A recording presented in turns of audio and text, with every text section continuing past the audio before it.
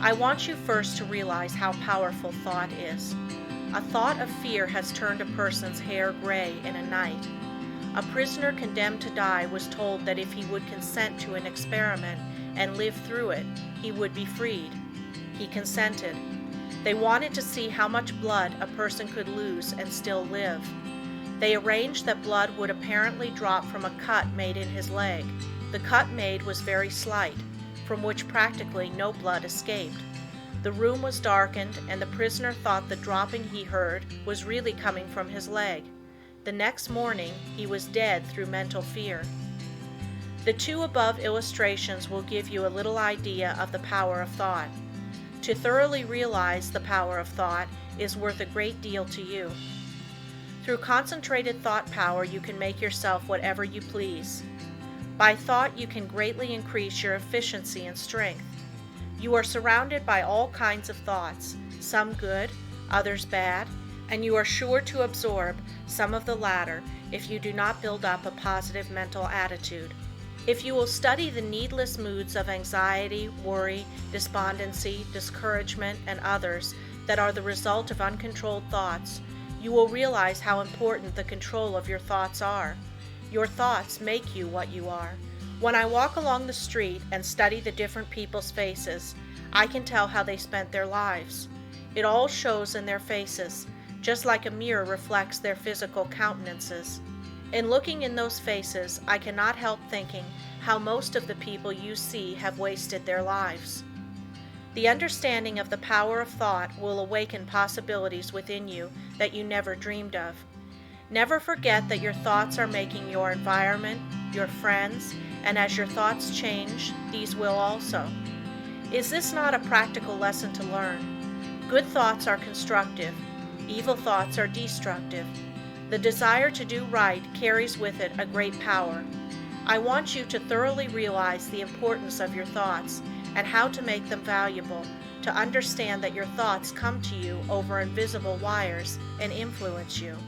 If your thoughts are of a high nature, you become connected with people of the same mental caliber, and you are able to help yourself.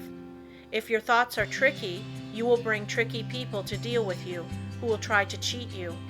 If your thoughts are right kind, you will inspire confidence in those with whom you are dealing.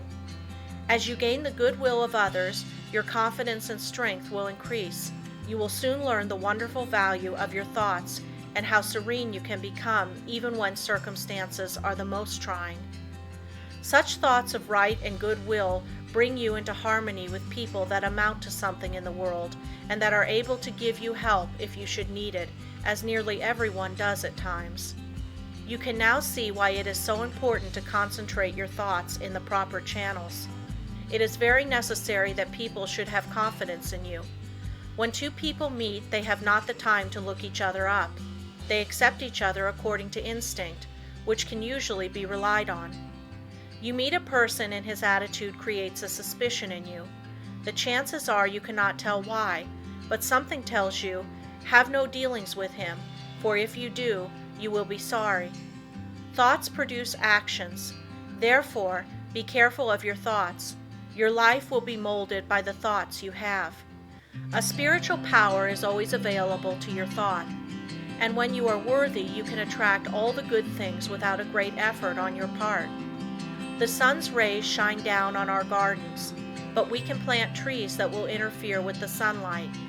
There are invisible forces ready to help you if you do not think and act to intercept these. These forces work silently. You reap what you sow. You have concentrated within powers that, if developed, will bring you happiness greater than you can even imagine. Most people go rushing through life, literally driving away the very things they seek. By concentration, you can revolutionize your life, accomplish infinitely more, and without a great effort. Look within yourself and you will find the greatest machine ever made. How to speak wisely. In order to speak wisely, you must secure at least a partial concentration of the faculties and forces upon the subject at hand.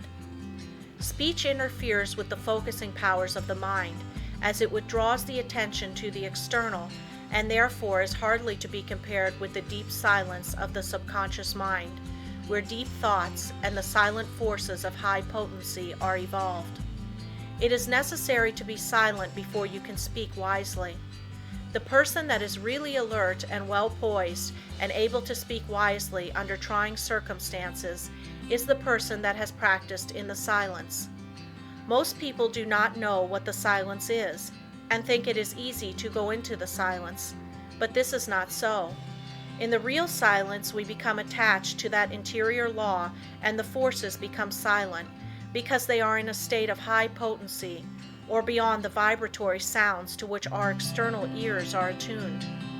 He who desires to become above the ordinary should open up for himself the interior channels which lead to the absolute law of the omnipotent. You can only do this by persistently and intelligently practicing thought concentration. Hold the thought. In silence, I will allow my higher self to have complete control. I will be true to my higher self. I will live true to my conception of what is right. I realize that it is to my self-interest to live up to my best. I demand wisdom so that I may act wisely for myself and others. In the next chapter, I will tell you of the mysterious law which links all humanity together by the powers of cooperative thought and chooses for us companionship and friends.